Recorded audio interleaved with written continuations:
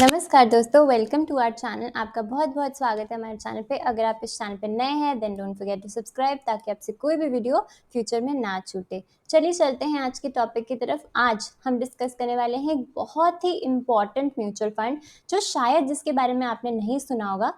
Mutual fund जिसका नाम है Motilal Oswal Nifty micro cap 250 index fund direct growth. Okay, ये किस कैटेगरी से बिलोंग करता है? ये माइक्रो कैप म्यूचुअल फंड जो है, इस कैटेगरी से म्यूचुअल फंड जो है ये बिलोंग करता है।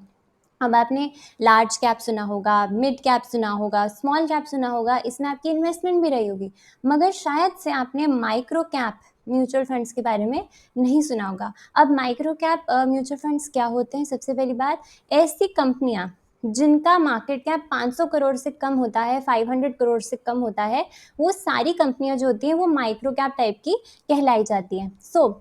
Micro cap are very very risky. यहाँ पे सबसे ज़्यादा रिस्क होता है, मगर ग्रोथ के भी चांसेस जो होते हैं वो बहुत होते हैं। डिस्क्लेमर, ये रिकमेंडेशन वीडियो नहीं है, सिर्फ और सिर्फ एजुकेशन के लिए, ताकि हम सबको पता हो कि म्यूचुअल फंड्स अगर हैं तो किस किस वैरायटी के हैं। आप अपनी रिस्क एपेटाइट के हिसाब से जाइए। वेरी हाई रिस्क जो है यहाँ बनता है। यहाँ छोटी छोटी कंपनियाँ, बहुत ही मिनिस्क्यूल कंपनी जो आगे चल के स्मॉल कैप बनेगी, फिर स्मॉल से मिड भी होंगी, लेकिन हो सकता है कि ये कंपनीज कल को रहे भी ना, क्योंकि ये माइक्रो कैप टाइप की कंपनीज हैं। यहाँ पे जो प्रॉफिट होता है वो बहुत वॉलेटाइल होता है। हो सकता है यहाँ पे प्रॉफिट हो ही ना, कुछ कंपनीज लॉसेज में होती हैं।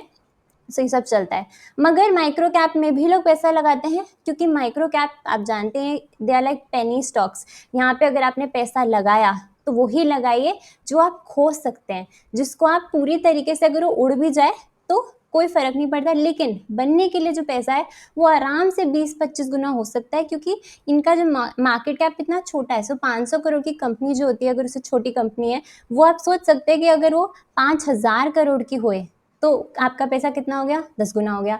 50,000 करोड़ की बनेगी तो आपका पैसा कितना हो जाएगा? 100 गुना हो सकता है। सुनने में बहुत इंटरेस्टिंग लग रहा है। चलिए फटाफट से इसको कवर करते हैं।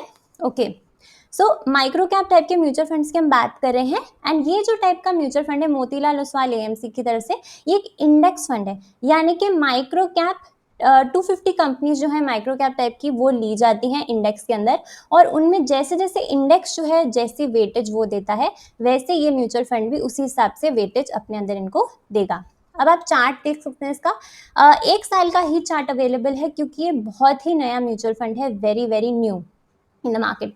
रिस्क आप देख सकते हैं वेरी हाई है, तो ये सबके लिए बिल्कुल भी नहीं है। जो लोग रिस्क ले सकते हैं, जो लोग लंबे समय के लिए इन्वेस्ट कर सकते हैं, जो लोग ये हीरो ज़ीरो वाला जो गेम है वो खेल सकते हैं, कि अगर जाने के लिए पूरा पैसा जा सकता है, लेकिन अगर आया तो बहुत पैसा आ सकता है। सिर्फ वो ही लोग लगाएं जिन लोगों के पास कम कैपिटल है वो, मगर जिन लोगों के पास अगर बहुत हैवी कैपिटल है वो यहाँ ना आए, क्योंकि हैवी कैपिटल जो है आप ये नहीं अफोर्ड कर सकते कि वो आपका चला जाए।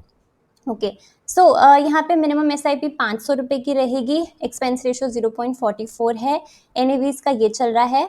अब फंड जो है वो 5 जुलाई 2023 से शुरू हुआ था। एक ही साल हुआ है इस फंड को शुरू हुए हुए।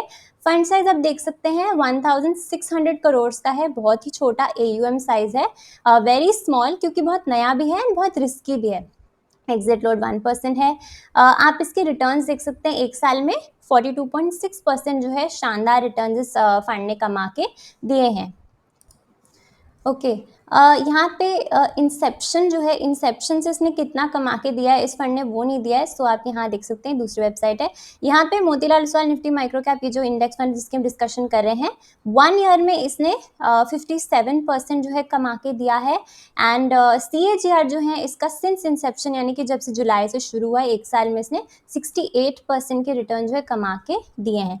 आप इसके बेंचमार्क को देख सकते हैं। इसका जो बेंचमार्क है उसका नाम है Nifty micro cap 250 TRI, and यहाँ पे आप देख सकते हैं कि इसका CAGR 1 ईयर में 59% रहा है, सिंस इंसेप्शन 70%। स्लाइटली बेटर जो है इस म्यूचुअल फंड से इसने जो बेंचमार्क है उसने परफॉर्म किया है।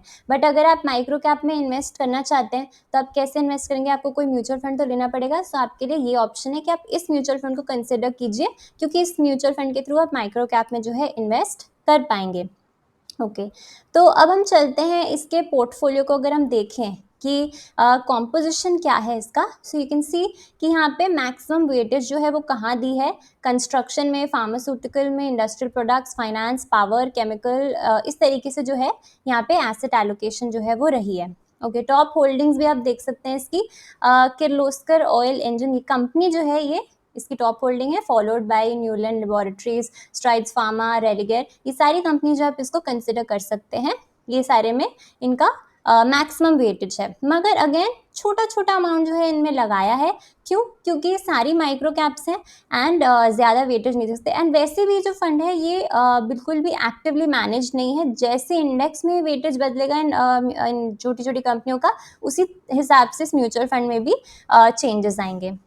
ओके, थोड़ा सा और अगर हम इसके बारे में देखें तो हाँ, सो यहाँ आप देख सकते हैं कि टॉप 5 कंपनीज 7% वेटेज है, अगर टॉप 20 कंपनीज का लगाए तो 22% वेटेज बनता है। सो थोड़ा थोड़ा जो है इसमें वेटेज दी है, सारा का सारा पैसा जो है वो इक्विटीज़ में लगा है और कहीं नहीं है।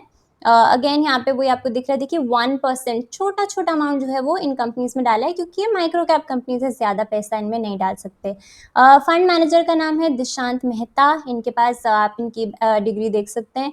एक्सपीरियंस जो है वो भी इनका अच्छा खासा दिख रहा है, more than 11 years of experience.